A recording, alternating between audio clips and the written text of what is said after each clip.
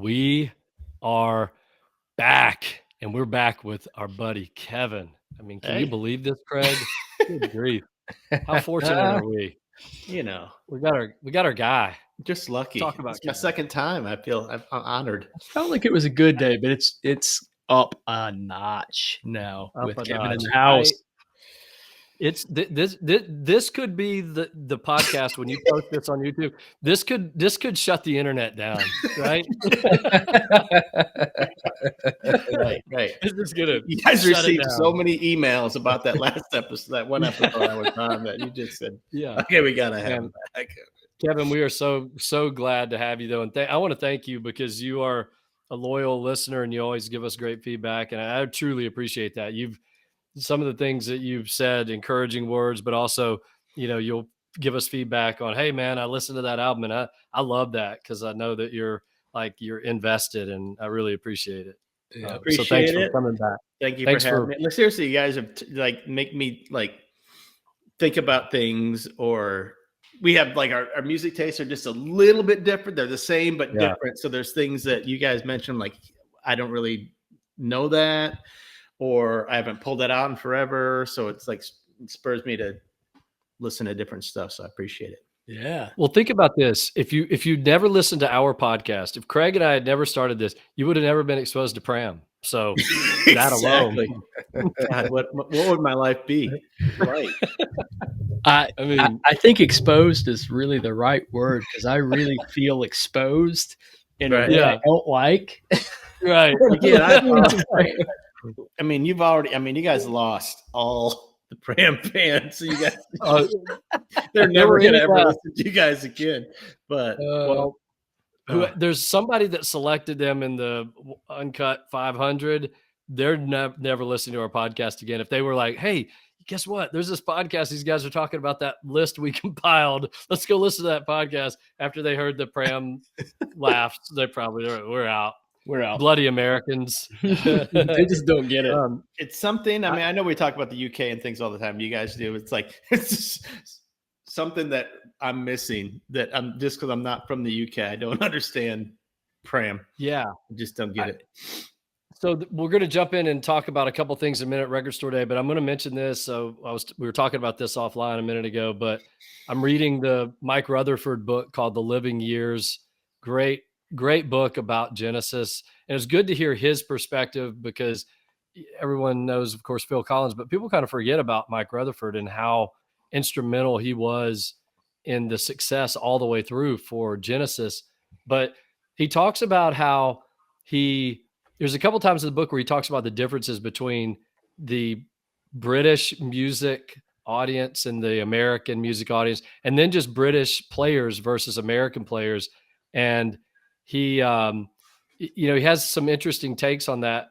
For instance, that he talks about how I think the point he was trying to make in one part of the book was that the Clash could have never been from America. They were just too they were just so wide open, and they didn't have boundaries, that they could have never been an American band. I thought, gosh, that's a good point. I mean, totally the UK produced some of these acts that they just kind of opened things up, in a way that we hadn't heard before. And they took, maybe even if they took American influences, they came back and did it in a way that was just wide open and creative.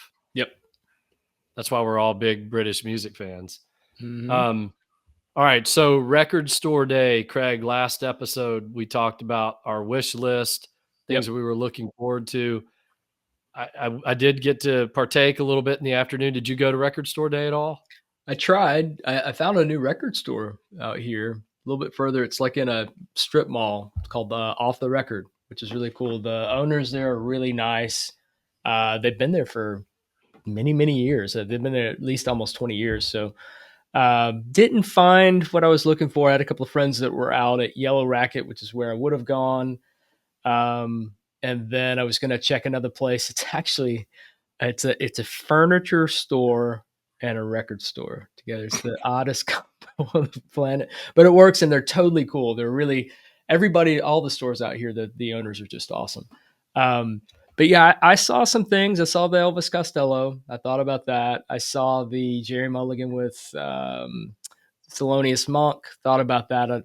I know that's going to be reissued, but the big one I was looking for, the Grays, nobody had it. And so I ended up having to order it online. How about you? Did you pick up anything? Well, I'll ask Kevin. Did you go anywhere, Kevin? I did not. You partake? Okay. I haven't really done the record store day thing. I just talked to a friend of mine though that like his daughter wanted to go to record store day, which is cool. And nice. And they actually like waited outside the night before at Comeback. The night before? I'm never doing that. The night before. I'm like, are you serious? Because she wanted the Charlie XCS album or whatever that was being released, and also there was like a Wicked thing or something that was like gone before they even got it. But they were like they went out there the night before. They were like sixth in line or something like that. It's just by the morning time, it was like line up around the corner down. I'm like, okay. But yeah, I can't do that. But more power. I didn't in line before, but overnight. Wow. Yeah. Not even for a concert tickets would I do that's that. What he said. But we were like, oh, it's like the old days, when you line up for a concert or whatever. But we did that when I was a teenager. We did Motley Crue for the Girls tour, and this little unknown band called Guns N' Roses were opening up at the Omni, and we stayed up. We went out and we had to wait. I think we finally got our tickets at 3:00 in the morning. It was weird how they used to do it. In the middle of the night, they opened up it was at Turtle's record store. And that's where you went. And that's where you went. But yeah, I did record store day, and just for lack of a better phrase, and I guess pun intended, I'm going to sound like a broken record for a minute on a podcast about records on record store day. But it was really disappointing. I had some things going on in the morning, was not able to go to record store day early. So I went at about 3:00 in the afternoon. Usually I'd never go at 8 a.m. or 9 a.m., but usually I go around 10:30 or 11 o'clock. By the time I got there at 3:00, not one thing that was on my wish list, not one of them was available at 2 record stores. Yeah. But there were 8 copies of garbage records that not the band Garbage, but stuff that nobody's going to buy. And it blows my mind. And I start thinking about it. And I feel so bad for these record stores, man, that they get 8 copies of something that's not going to move. And then they get 1 copy of the thing that everybody wants, especially at the smaller stores, the ones that I go to, the 2 that are in Athens, 2 of the best independent record stores you could ever want to go to, Wuxtree and Low Yo-Yo Stuff. But they didn't have anything I wanted. It's not their fault. They're not getting the good stuff, I think, or not enough of it. But I did get one thing. It actually wasn't even on my list, but this was very interesting to me. It's the Jayhawks. It's their second album. That's a good I haven't album. even opened it yet. Yeah, I love the Jayhawks. I've never listened to this record, but what really intrigued me about it is the record store day version comes with a 7-inch with, I think, four extra songs on it. Oh, that's cool to me, because you probably won't. If they re-release this, you won't get that in the next version. That's how you do it. That's how you do it. I guess that's the album that came out. Make it something that you're not going to get right. Yeah. I think that's the one that came out before Hollywood Town Hall. I think that was the one before, because I discovered them with Hollywood Town Hall and went backwards, and I was surprised at how much it's kind of, I equate it almost different sounding bands, but I equate their sound almost like Toad the Wet Sprocket. If you go back and listen to Fear, and then you listen to Pale before it, sounds very, very different. I'm actually more of a fan of Bread and Circus and Pale. I love those 2 records. Oh my gosh, those records are so good. Love those records. But you can tell with Hollywood Town Hall, they became a bigger, bolder, same type sound, but a bigger band. Yeah, I always used to say about them, and what was the album after that? Tomorrow the Green Grass or something Green like Grass. that. Yeah, great album. Yeah. I always equated the Jayhawks, to me, they sounded like a band that at some point decided, maybe they didn't even decide it, but they went from being this rootsy band to almost more of a rootsy Fleetwood Mac type. They started bringing in these other elements with Hollywood Town Hall and Tomorrow the Green Grass. It just, something about that reminded me of that shift that Fleetwood Mac made. I don't know why. I used to always think that. I can see that. So then I did get two records on my list. I ordered them because over the weekend, our favorite record store in all of the United States, which happens to also be our favorite record label, is Plaid Room Records in Loveland, Ohio, right? Yep. And which owns Coal Mine Records. So they had a special this weekend, 15% off of everything except Record Store Day stuff. So I bought the Black Crowes, Jimmy Page Black Crowes, the full box set, the 6 records. Ooh, I've wanted that for so long. If you guys have never listened to that, by the way, it's excellent. Have you ever listened to the original version of that? Just the 2-album version? Kevin, you've never listened to it, or you have? Okay. No. Yeah. I mean, In My Time of Dying, Chris Robinson absolutely just kills it on that song. I love that. So I did buy that. I got it 15% off. So I bought that. I think I ended up paying for that one, the 6 record box set after the discount. I think it was $90. You can't even get that on Discogs right now for less than $140. So I jumped. There was 1 copy left. I jumped on that. Got a couple of other things that were non-record store day. Kelly Willis, I don't know if you ever heard of her. Speaking of, she does stuff with Gary Loris from Jayhawks. Her album, What I Deserve, that she did back in the late 90s, is one of the best female singer-songwriter, country-ish type of albums I've ever heard. She covers Paul Westerberg. She covers so many great songs on that record and has some originals as well. Bought that, but I got 2 record store albums that I wanted. Record Store Day, Soul Slabs Volume 4. Nice. Had to have that. So I got that off of the Plaid Room Records website. And then, Craig, this is one that I mentioned the other day. It's called Heartache in Your Hand. I think I haven't even opened it. I just got these in the mail today. But this is a collection of, there's some Texas country label from the 70s, and it's a collection of their artists, kind of like that numero group type thing, you know. I'm looking forward to that because I'm always interested to hear that. So I did end up getting 2 things on my list online. I'm like you, Craig. I'll go buy. So you bought the Grays.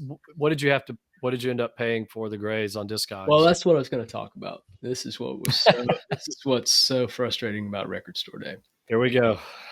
The very first copy that popped up on Discogs popped up. At this point, I had already been looking. I'd already been to a store, so it was probably around 2:00. The very first one I saw was selling for $110. Wow. It retailed for $38, I want to say. When somebody was just flipping it. I mean, that's all they were doing, flipping. Yeah, totally flipping. Whatever. So, and I literally sat on that page and refresh, just seeing what would pop up. And people were snagging them. I'm looking at the list now. It's so deep. I mean, it's hilarious. Like we're talking back to back to back. There's 4 transactions here. I paid $47. That's the best price I could find. And it only, I want to say maybe it retailed for $42 because it is 2 albums and there's some unreleased tracks on it, which is good. But so somebody bought it for $44. The next person bought it for $120.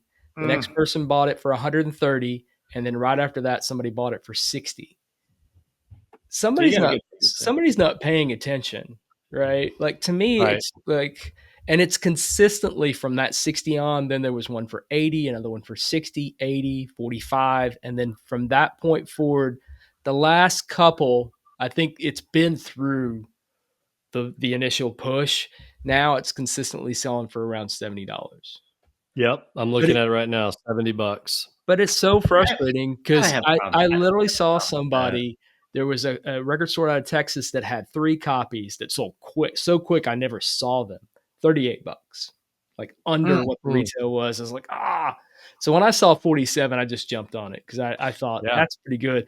And it's below the median. The median right now is 50, so I'm below the median price. See, that's not. I'm okay. I mean, I'm a novice vinyl buyer, a vinyl guy, not as much as you guys, whatever. But that's just what's wrong about it, right? I mean, that's just like so. It's like ticket scalpers, or it's like just a, you're something like you said you could buy. I know you guys, I've listened to you guys before, like something like, you got a record store day and you buy something record store day and you see it like 2 weeks later for much cheaper than you just spent at records. I'm like, right. Why did I do that? Right. So, right. I don't know. Yeah. Well, no wonder there's a line, right? There are people in that line that are going in and buying those records and then just immediately listing them and selling them for 4 times what they pay. That's not the intent. Now, do I have records that I bought for $20 that I've sold for 80? Absolutely. But I don't buy it that day and then go try to flip it for 4x or 5x. Right, you're not flipping it, right? The only time I've come close to that is last record store day. I did buy Blur's Park Life. It was a picture disc. Yeah. And the original pressing and then the re-releases were all long out of print. They were going for $60. This thing was $32. And I thought about it and I read the reviews. And after 3 days, I'm like, everybody's killing this thing. And I should have known picture discs can be like that. They can be a little staticky and a lot of pops and crackles. And I'm like, so I never opened it up, brand new, and I literally flipped it for double what I paid for it because I looked it up, and that was on Saturday. I looked it up on Tuesday, and I'm like, damn, this thing's going for $80, and I'm like, I'll throw it up there for $75, which was $5 under the median price. Sold like that. So good. Good for you. Yeah. I get that, but to me, Discogs needs to do something about allowing people the day of record store day to inflate the price so quickly. I agree. Right? Yeah. They should police it in some way. And they could easily do it they could probably do it through AI, to come up with some way where they can set up some kind of parameters for those to be looking for those records and those SKUs and saying it can't go over the cost of the record for the first 2 days or something. I mean, ridiculous. Exactly. Just put something on there till it clamps down on it. Yep. Real quick. Yeah. So record store, I was actually driving. That was like an 11, 12-hour drive during record store day. So I didn't go, but I wanted to participate. So I just have to, I know you guys have talked about this and we've talked about this, but so I was in Michigan and my cousin, Mark, shout out to Mark, who used the Moonlight Mile Music Club. Yeah, man. Love Mark from back in the day. He's like lives in Kalamazoo, said, let me take you around. Show me a couple of places. He went to this record store. I'm going to shout out because I appreciate it. It's called Greenlight Records in Kalamazoo, Michigan. Okay. And I got this album right here. Oh yeah. Headhunter. And what did I pay for this? Shawn, what did I pay for Headhunter at Greenlight Records? At Greenlight Records, I'm going to go, I'm going to play it safe and say $9. You are exactly right. $8.99 for Headhunter. Wow. I mean, seriously. That's a good looking copy too. It's like a beautiful copy. And I feel like here in Atlanta or around here, like everybody you see metal albums at the record store and they're like 40, 50. I mean, they're like crazy. It's like if I would have had more time to mess around, I would have probably bought more stuff. But everything was like $9, $10, $12. I'm like, this is, where things should be. Yep. Yeah. Because priced. I was like, I've seen that with metal records too. Next time you drive to Michigan, either on the way up or the way back, I need to go to Loveland. I almost stopped. Seriously, I was like to my son, I drove my son and was like, can we make a stop right outside of Cincinnati? And we're going to go to this. We thought I've been there twice in person. It is the best record store. I mean, just the way the whole operation is run. Plus it's so cool that Coal Mine is there and part of it, I think upstairs, but the record store itself, they're so fair with their pricing. They only buy pristine stuff. It is as good a record store as you'll ever visit in the U.S., hands down. All right. Y'all want to jump into some stuff? Let's do it. Sure. Kevin is our guest. We're going to let him pick 5 numbers through 1 and 101. And we're going to see what one hit wonder pops up. And we'll plow through them. We'll just say, yeah, oh boy, or whatever. Okay. 1 and 101. Yep. I know you got the list right, Craig. I know you sort of keep track. I don't have this. I have the list for Uncut. I don't have this list. You had the Uncut, but not this one. Yeah. 1 and 101. How about 87? 87. All right. Let's go to 87. Oh, man. Oh, Craig, you love Midnight Oil. Beds Are Burning. I mean, that's just sick and wrong. It is just sick and wrong. So no wrong. other country would they be a one-hit wonder. Not in They're Australia. not even in this country. I mean, no. At least, I mean, Beds Are Burning, Blue Sky Mining. At least Blue Sky Mine at least had to chart, right? I mean, come on. Blue Sky Mine was fantastic. Yeah, they had 3 or 4 hits. Truganini was another one that was a lesser hit off of Earth and Sun and Moon that got some radio play, had a video for it. But yeah, I would think Blue Sky Mine at least would have been even if it's not. I understand that the parameters are the actual whatever Billboard charts or whatever you want or whatever, but that's like calling the Grateful Dead a one-hit wonder because Touch of Grey is the only thing that ever charted. But right, nobody considers them. They're the highest grossing touring band of all time, and give me a break. It's just like that's been done. But anyways, the Dead, they had 2 other charting singles not in the top 40. The Dead Heart peaked at 53, right, and Blue Sky Mine at 47. It did not crack the top 47. 47. There you go, boys. Close. I was going to say Dead Heart was probably going to be in there too off Diesel and Dust, but yeah. That is such a great song. Oh my gosh, I love them. Okay. All right. Good one. 23. As I flip the page and not familiar. Have I the Right by the Honeycombs, 1964. That's a pass for me. Sounds doo-wop-ish. I bet it's a doo-wop song. Okay. Next. Yeah, I don't know. Okay. 51. All right. 51. We have, drum roll. Great. D-Light. Groove is in the Heart. Everybody loved that song in 1990. How fun is that song? It's a great song. And I saw a I don't know, I don't know if it's like a not a pod. It's like a YouTube thing or something. But this guy does he breaks down songs and shows how a song was recorded, and it's really that was a brilliant song. He's took this from this album. I know it's you guys talked about Cantaloupe the other week because it's from the it's the Herbie Hancock and but D-Light is pulling there's things that he pulled this thing and then they put in the whistle and they're there's and the fact that all the stuff coming together was just oh my god, that was I just thought it was a bubblegummy, not bubblegummy, but a not a throwaway song because it's great, but I didn't think it was that deep, that they really took that much to create. It's so well done, you don't even notice that they're throwing all that at you. It sounds like they created it, but then you look at it and that's one that when it first came out, I go, this isn't really my style of music, but I really like it. I really like this song. Don't tell my friends. Yeah. It's one of those songs. The 3 of us would never go seek that song out, or at least admit that we did. But if you were at a bar and it was late night, had a couple drinks, and everybody's on the dance floor, if that song comes on, that's a banger. You're out there dancing away. I mean, you could say that song, it's kind of overplayed and all that, but you can't deny that it's a fun, funky. Oh, it's fun. Song. That's a fun song. If I find that, whatever the episode of whatever I saw, I'll send it to you because it's fascinating. That's awesome. All right, what do you got next?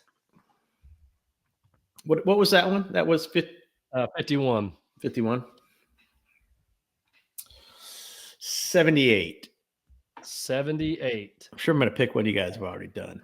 Oh, I saw one that I just passed. It's going to be such a great one to talk about. Oh, man. This song I can actually say, no. It's Take That, Back for Good, 1995.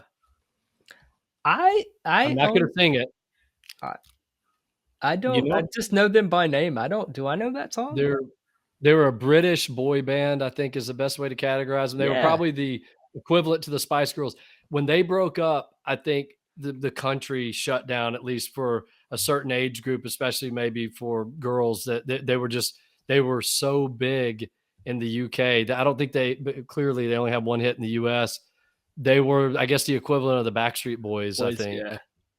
Yeah. I know very little about it. All right, we'll move on. Last chance. Whatever you say, whatever. Yeah. Okay. Yeah, that one. Yep, that one. Okay. Last chance, Kev. This the last one? Yep. 17. Ooh, going deep, digging deep. Yeah, this is bound to be good. All right, 17.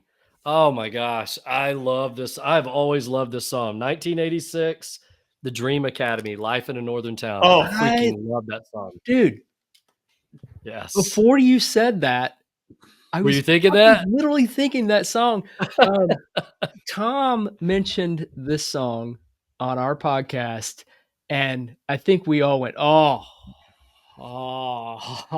It's just it takes me back, man. That's I don't know. It's a special song, man. It's like you can just like. You just like hear it. It's like when the beat, the Beatles, like the crowd comes up. JF Kennedy. Oh man, yeah. Doesn't that make you feel like you're in a John Hughes film or something? Like you get put somewhere where you've never been, but you're automatically there. I've never checked out an album from them, but I love that. That's to me up there with Melt With You and songs like that, to where it's like, I don't care how many times I hear that. I don't care how many times I hear Everybody Wants to Rule the World and stuff like that. It's up there with me with those songs to where it's so good. I could hear it once a week, and it's a brilliant song. I mean, brilliant song. It really is a good song. I don't know. They probably have nothing crazy. Else. I was literally thinking. They probably have nothing else, and it's kind of like you guys were talking about, because I do, I listen, but like Chumbawamba, like they have probably I think tons of albums or whatever, but like nothing. Like you listen to everything else, like what the, I don't want to listen to anything else. So. But like, let's go explore them on our own, because I actually own. They have a compilation CD that I bought a few years ago, and I remember listening to it. Yeah, they have like a best of Dream Academy or whatever. But I'll say this, and then we'll move on.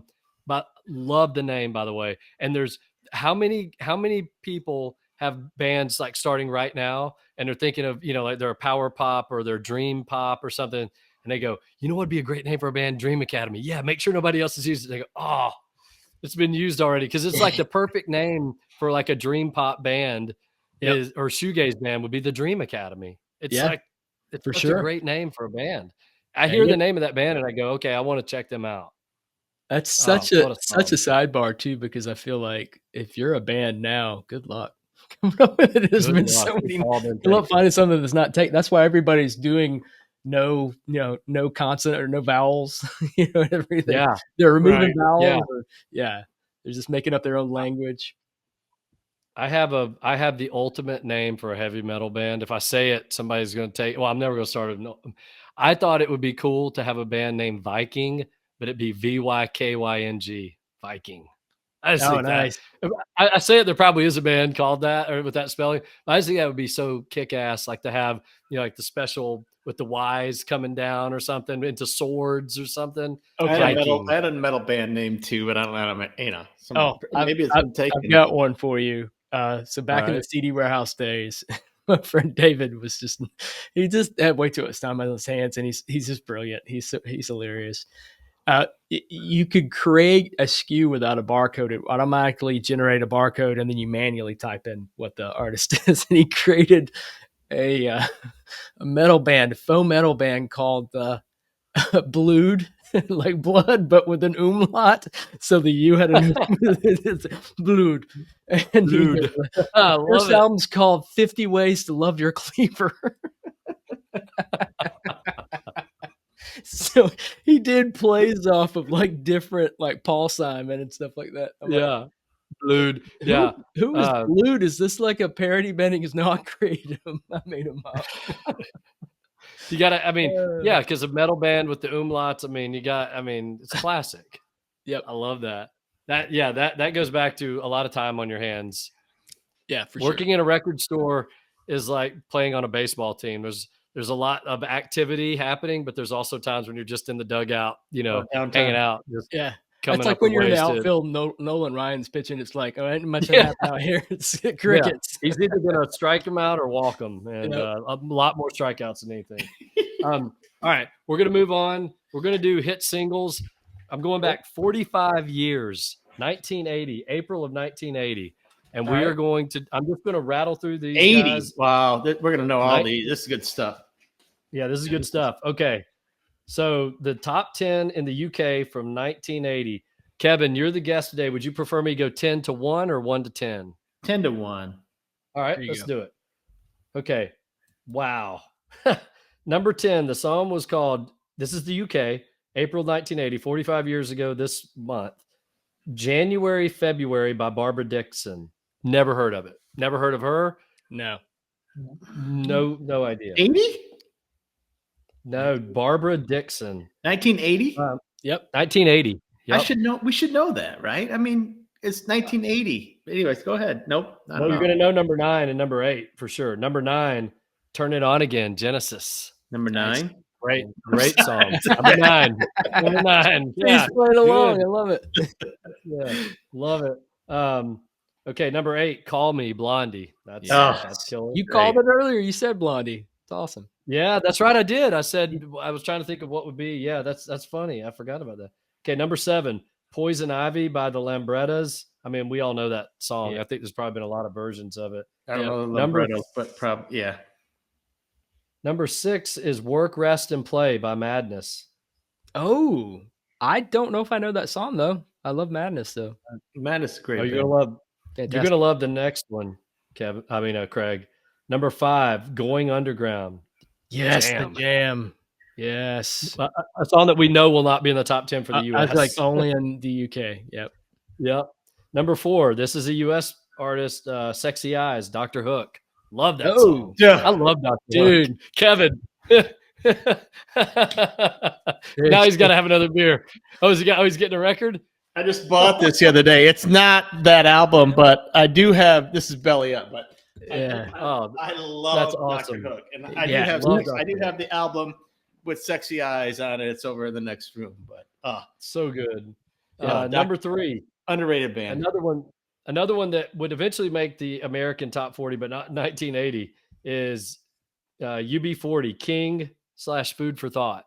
Oh, nice. It's good to see them get some hype other than Red Wine. That's awesome. Yeah. Have you ever, but speaking of which, and we'll move fast through this, but they did a song on maybe even their first album, but I think it's called Rat in the Kitchen. Mm-hmm. Oh my gosh, that song is incredible. Yeah. It's got such a groove to it. Yep. I used to listen to that song. Red Wine does a disservice to them because Right. Yeah. Right. Yeah. It's a great song. I love that song, but it's just not indicative of what they truly sound like. Right. Number 2, we are still with last 2. We're ending the disco phase. Number 2 is a song called Dance Yourself Dizzy by Liquid Gold. Heard of them, but know nothing about them. Then number 1, this is interesting because the UK had this resurgence of loving soul music from the 60s and 70s, which is what birthed the whole thing called Northern Soul. Mm-hmm. And the number 1 hit in the UK in April of 1980 was Working My Way Back to You. Detroit. They call them here Detroit Spinners. I always knew them as the Spinners, but maybe in the UK they were Detroit Spinners, which, Kevin, you can't go wrong there by name dropping the Motor City. Right. I mean, maybe it's like the Charlatans UK and they had to call them, right? They had, I don't know.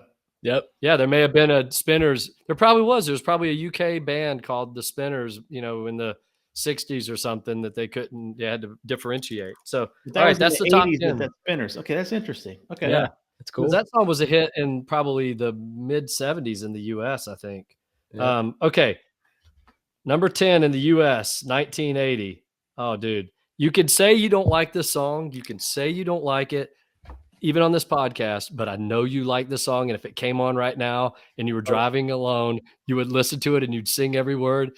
Lost in Love, Air Supply. Oh, don't say you wouldn't listen to it. Dude, my parents had every Air Supply album known to man. Oh, and running again. Yeah. I mean, you gotta have fondness for Air Supply. You gotta have fondness. I mean, I loved Air Supply. If your heartstrings don't, if you've ever been in a relationship that went bad and you hear, yes, there you go, my man. Yes. He's got quintessential Air Supply. But Kevin, Craig, if you've ever had a relationship that went wrong in your life, and you were driving down the road and I'm All Out of Love comes on, don't tell me that didn't pull at your heartstrings. Don't tell me you didn't. See, we've always we joke about things like this. I am not like we do this on the other podcast, do the shuffle where we like, if it's embarrassing, whatever. But I am there's nothing in my collection. I'm not embarrassed by anything in my collection. There's a reason why it's there, right? Right. Yep. But I love I love Air Supply, and no, I'm not ashamed to admit it, because Air Supply kicks ass, and finally, after years and years and years, I saw them live in concert about 5 years ago in Atlanta, and it was like, I was just singing every single solitary, every word. It was not to sidebar too much, but growing up with them, my parents had them on like 8-track, right?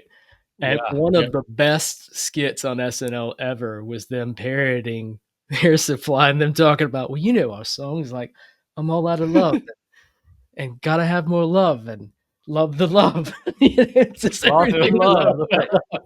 It's so great, but it's irresistible. But I love that kind of Christopher Cross, Air Supply, Leo Sayer. Yeah. I love that stuff back then. Stephen Bishop. I mean, those they all had this, and they probably all had, just like with the Steely Dan records and the Toto records, probably the same dudes were playing on all those records. Air Supply. There were 5 guys on that cover, but they probably weren't really playing the guitar and bass on that. It was one of the genius players in the U.S. Okay, number 9. Love this artist. I think Craig. We talked about this last week because this is a Motor City guy. Kevin sent us an album, Fire Lake, Bob Seger and the Silver Bullet Band. Oh, there you go. One of the most underrated American artists of all time. I'm just going to say it. People don't. You know what's sad? When he passes, then everyone's going to come out and be like, "Oh my gosh, he's one of the greatest artists ever." He's brilliant. He's got so many great songs. To hear it. Yeah, exactly. To hear it, because he needs to recognize Bob, for sure. Bob, if you're listening, you rule. I've seen him a couple times in concert in Detroit, and it's just like that's just so. It's a special, just one. Seeing him in Detroit is just so cool. But like that's when I saw him with when Alto Reed was with him, and he's since passed and whatnot. Yeah. But oh man, it was just like Bob Seger. I mean, especially being from Michigan, you grew up with everything Bob Seger. So yeah, I love him. All right, number 8, another great song, and it is a soft rock song by one of the greatest American bands of all time. But I will say this: I love this song, but I love it. It's one of my 5 favorite songs by this band because of the guitar solo. Don Felder is one of the most underrated guitar players ever. Song is I Can't Tell You Why. Eagles. That guitar solo, I think there's actually 2. They are smoldering is the word that comes to mind. His guitar in that song, if you think back, da-na-na-na-na, he's doing that thing that you're guitar players, you would know. That guitar solo is probably one of my 10 favorite guitar solos ever. It's so understated, so classy. That Don Felder understated is exactly what I was going to say. Yeah.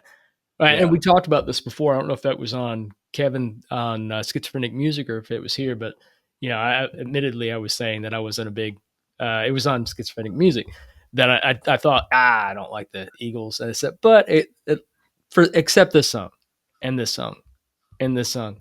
Right. And I'm like, wait a minute. Do I like the Eagles? I think I like the Eagles. And that's okay. What real quick? What's your favorite? I can't tell you why. It was definitely that's probably top 5. I mean, Desperado. Timothy B. Schmidt singing the lead on that too, which is Timothy B. Schmidt doesn't get the credit, I mean, you think of Glenn Frey and Don Henley, of course. But yeah. I mean, Frey and Henley ran that band, but without Felder's guitar solos on some of those the mid albums after the first couple, incredible. Timothy B. Schmidt. Real fast, favorite Eagles song. If you had to pick one, you got to pick one right now. Kevin, favorite Eagles song? Desperado. I just love that song. Okay, Desperado. Craig? I was gonna say now, you gotta pick. I was gonna say the same thing. I was gonna say Desperado, but I can't tell you. I can't tell you why it would be a close second. Yeah, mine is One of These Nights. followed by I Can't Tell You Why. Yeah. Okay. All right. We'll move fast here. Number 7 in the U.S. top 40, April of 1980, is Too Hot by Kool and the Gang. Very cool song. Yep. Very cool. Love Kool and the Gang. Yep. Yeah. Love Kool and the Gang.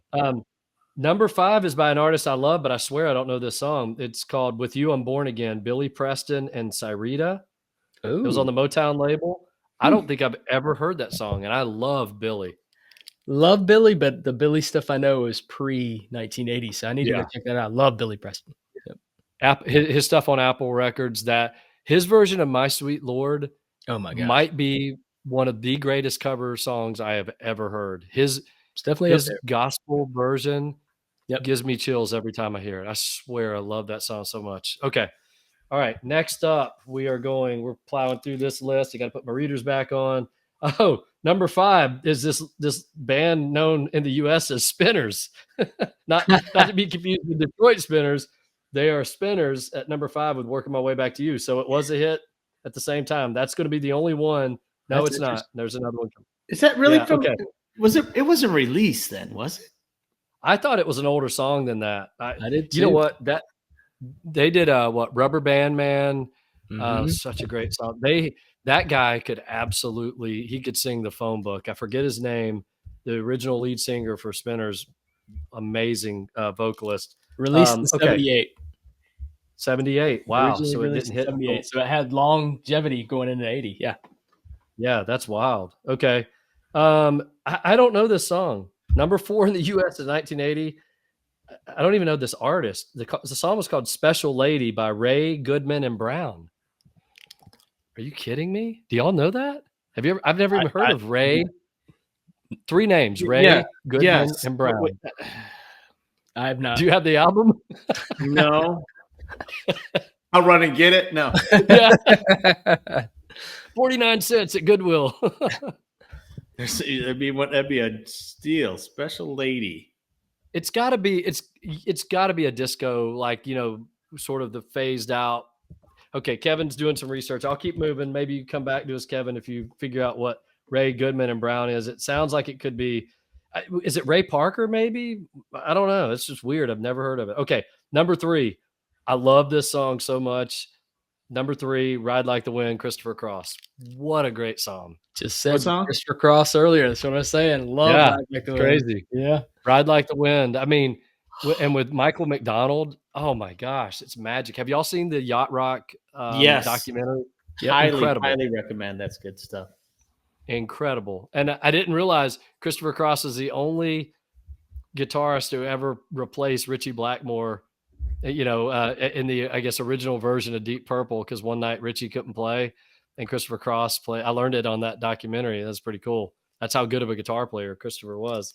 So there's a tour and they're coming to Ameris, and it's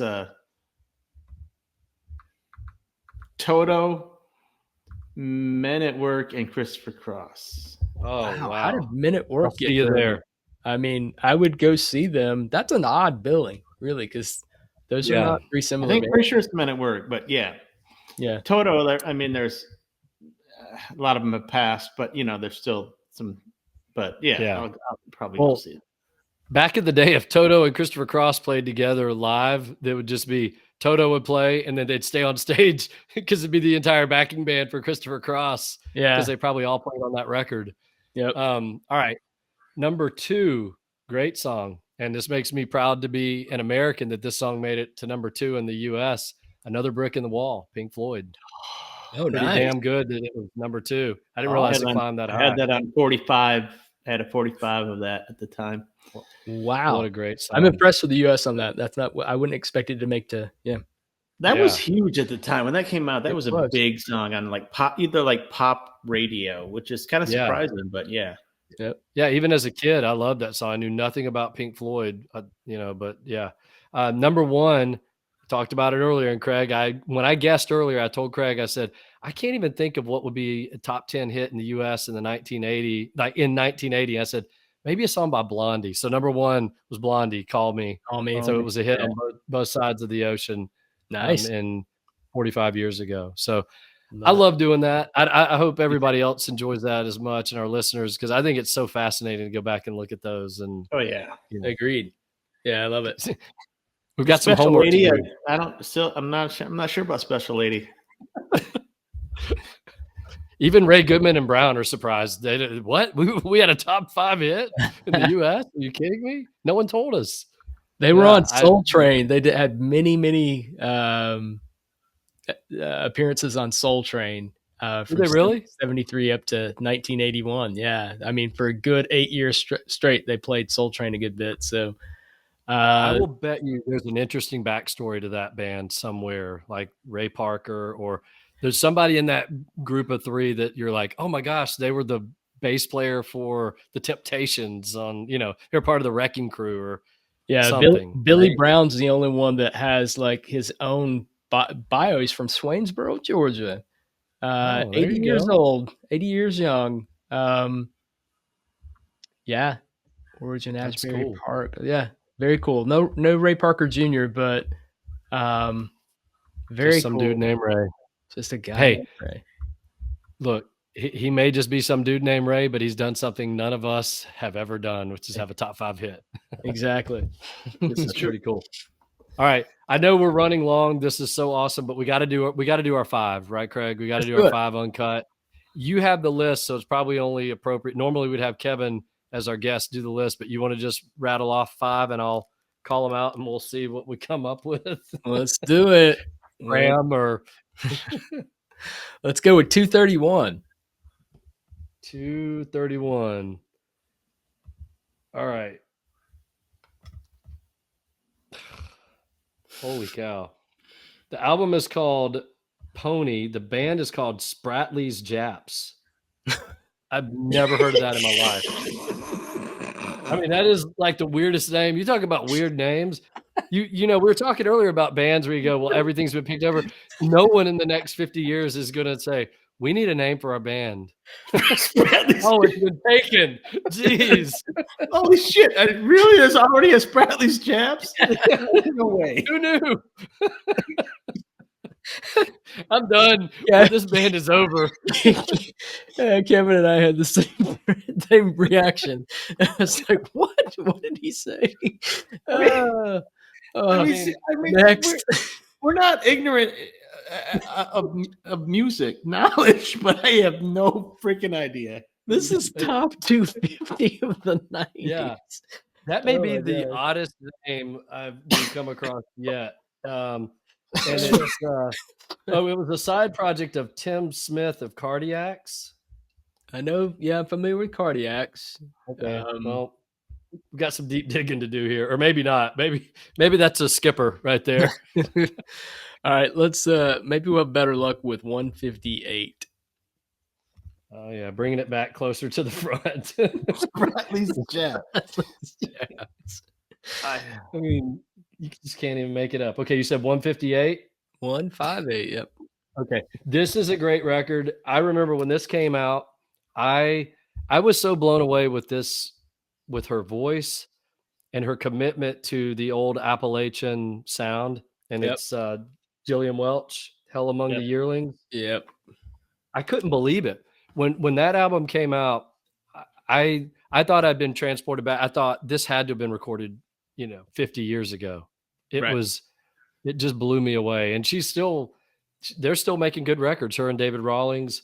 I love this album. That was the only album that I really listened to over and over and over again, but big fan of hers. Yeah.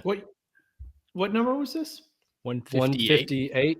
I'm kind of impressed that the UK had a Gillian Welch album at 158. Dude, they're all over the map. It's awesome. That's the thing. We can Spratley's Japs, okay, but we can laugh at that because it's a funny name. But the diversity in this list is off the charts. Crazy. It's off crazy. The charts.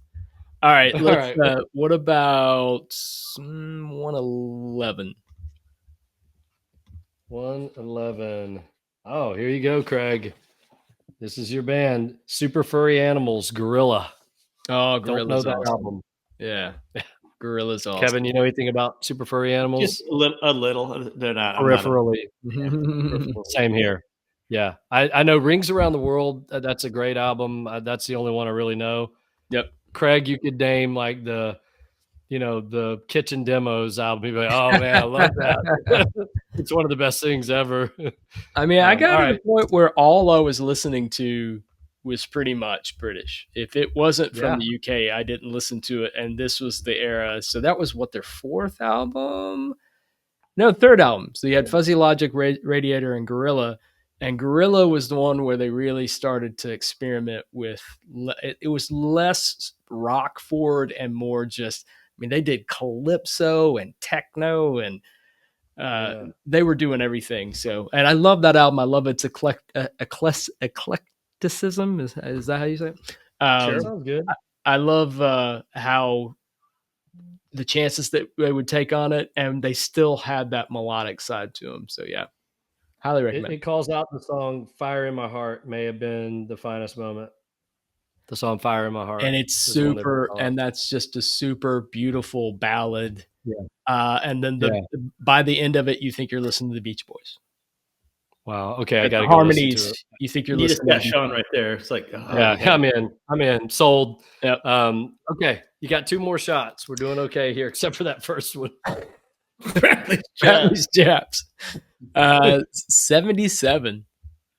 All right. Craig is like, he's doing everything now to avoid.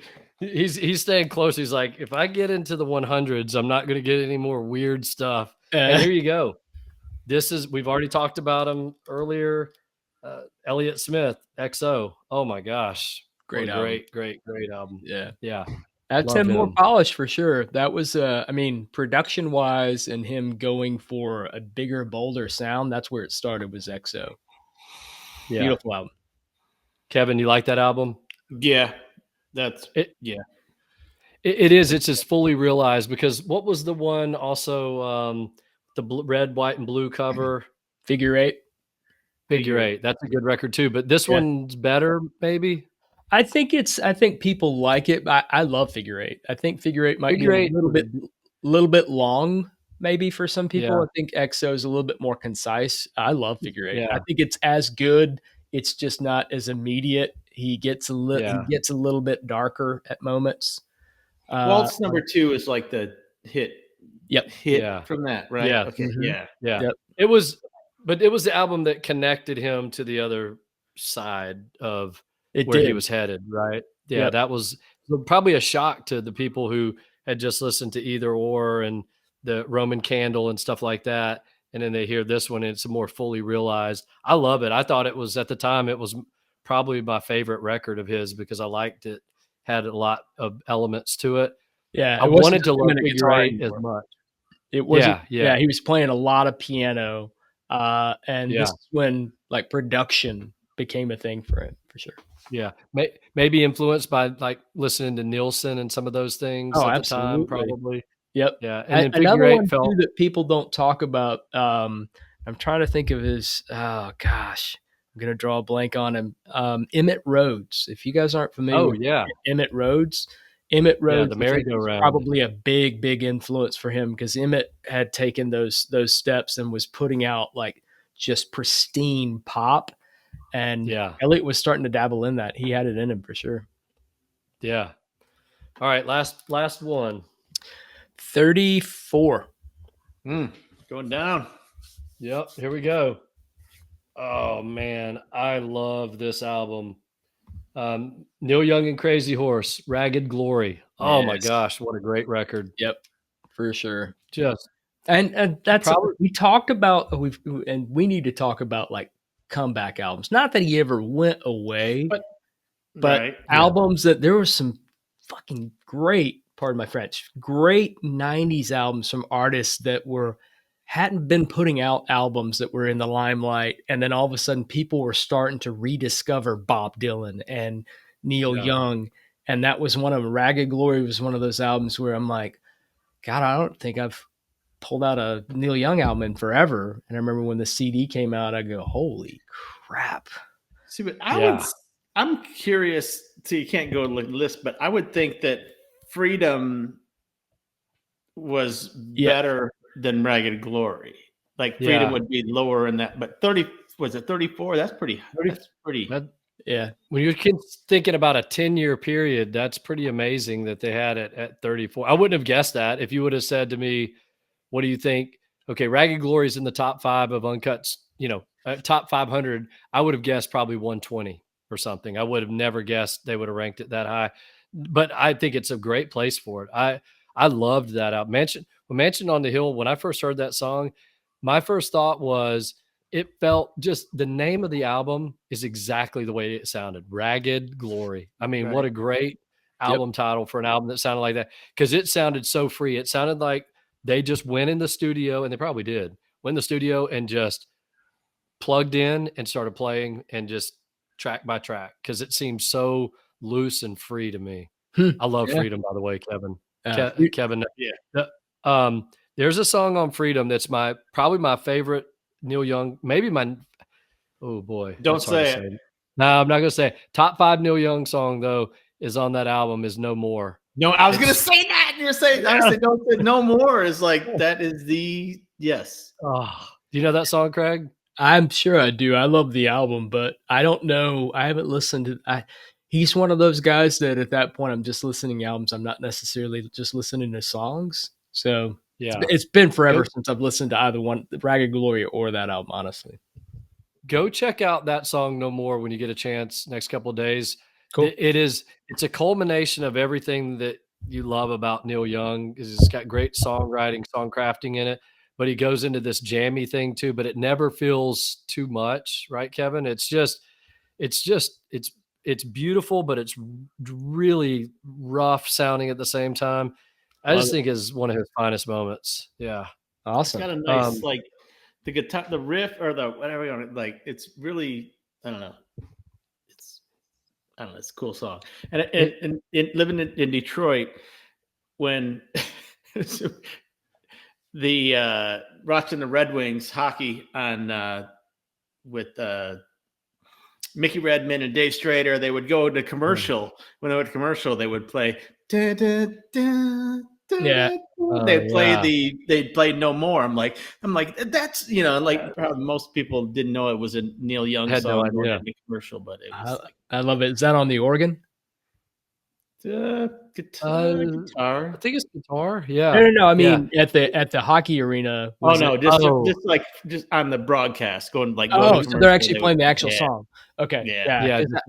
I love it. Going to the same thing, going to a hockey game or going to a baseball game, and the organ players, like some of them, I'll hear like the theme to where they've been playing at Tech. They've been playing the theme song to one of the crime docs, not NCIS, maybe it's NCIS or something like that. Dun dun dun dun dun dun dun dun dun dun. Law and Order. Not what? No. Well, CSI or something. Yeah, one of those. I've done this before at baseball games. I've done it a lot more recently because the guy at for UGA, he's pretty creative, and all these guys are these organ players. But I'll listen sometimes because it's always the opposing batters, because the home batters have their own song already, like whether it's a Bob Marley song or a country song or whatever. But you'll hear something and I'll go, wait, what is that? And I'll go, oh, that's whatever song. And then I'll look at the guy's name on the board, and sometimes there's a connection, right? Which is so creative that they'll do. It'll be like, I don't know, if it was Law and Order, maybe the guy's last name is Law, like, Tommy Law or something. And they'll make some connection. You have to kind of piece it together, hearing the melody and doing that. And I think that's really cool. True music fans. Yeah. It's awesome. Yeah. Yeah. Well, we're going to wrap up here. This is great. Kevin, I'm so glad you were on. We really need to do this more often. It's been probably 7 or 8 months since you were on with us. It's been a while. Yeah. It was been a minute. It was early. I want to say it was one of our first 10, 15 episodes, because we're up to about 40, 45 now. Wow. You were early on for sure. Okay. I have an idea. We're going to go ahead and say this right now. 50th episode is really special for us. It's coming up. Kevin, we want you to come back for the 50th episode. It's like, we got to do it, right? It's friends and family at that point. All right. Well, another great episode. Kevin, you made it even better. So thank you. Yeah, man. Appreciate it. All right. And if anyone has any comments, Craig, they hit the email address of revinylpodcast@gmail.com. Yes. We'll see you next week. Thanks, everyone. All right, guys. Thanks so much.